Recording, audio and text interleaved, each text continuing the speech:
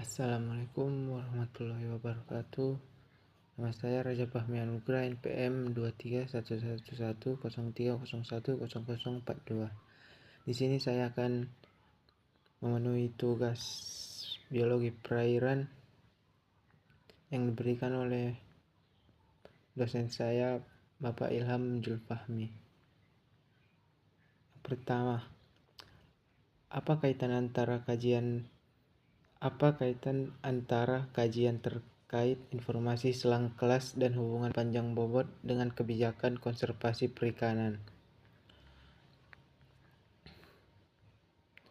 Kajian tentang informasi selang kelas dan hubungan panjang bobot memiliki kaitan yang erat dengan kebijakan konservasi perikanan karena keduanya memberikan data penting dan pengelolaan sumber daya perikanan yang berkelanjutan. Yang pertama, informasi selang kelas. Informasi selang kelas mengacu pada distribusi ukuran, panjang atau berat ikan dalam suatu populasi. Data ini biasanya dikelompokkan dalam interval tertentu untuk memahami struktur populasi. Kaitan dengan konservasi, informasi ini membantu menentukan struktur ukuran populasi ikan, misalnya jumlah ikan muda, dewasa, dan yang berada pada ukuran layak tangkap. Dengan mengetahui distribusi panjang atau berat, mengelola perikanan dapat menentukan ukuran minimum tangkap untuk melindungi ikan muda sehingga mereka dapat berkembang biak sebelum ditangkap. Yang kedua, hubungan panjang bobot.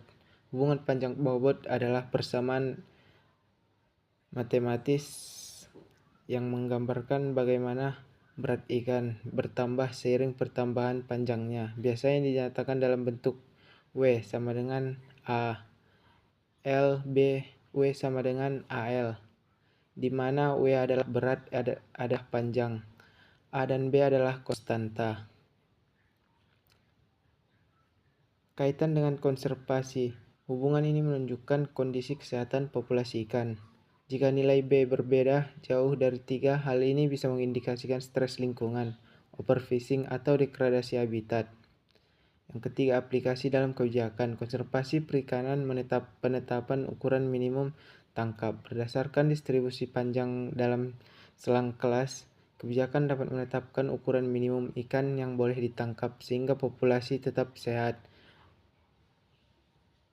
Pengelolaan kuota tangkap. Hubungan panjang bobot membantu memperkirakan stok ikan dan menetapkan jumlah tangkapan maksimum yang tidak merusak populasi.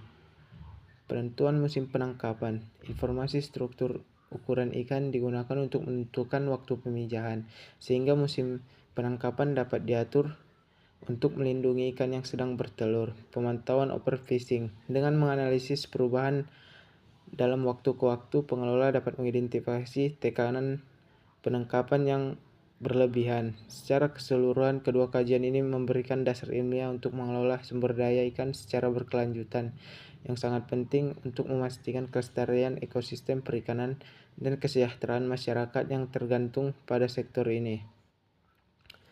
Yang kedua, apa implikasi dari nilai faktor kondis yang rendah dan tinggi pada biota perairan?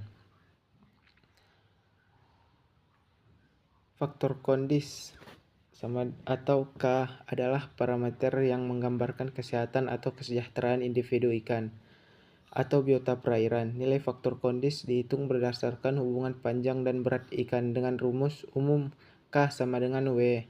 LB K sama dengan LBW, di mana W adalah berat per gram, L adalah panjang total cm, dan B adalah eksponen dalam hubungan panjang bobot, biasanya sekitar 3 untuk pertumbuhan isometrik. Nilai K mencerminkan kondisi fisiologis atau kebugaran ikan yang dapat dipengaruhi oleh faktor internal seperti fase reproduksi maupun eksternal seperti ketersediaan makanan atau kualitas lingkungan. Nilai faktor kondis rendah, maka nilai K yang rendah menunjukkan bahwa berat ikan relatif lebih kecil dibandingkan panjangnya, menandakan kondisi tubuh kurang optimal. Implikasi pada biota perairan, kekurangan nutrisi, ketersediaan makanan mungkin terbatas atau kualitas pakan rendah. Stres lingkungan, infeksi atau penyakit, overfishing,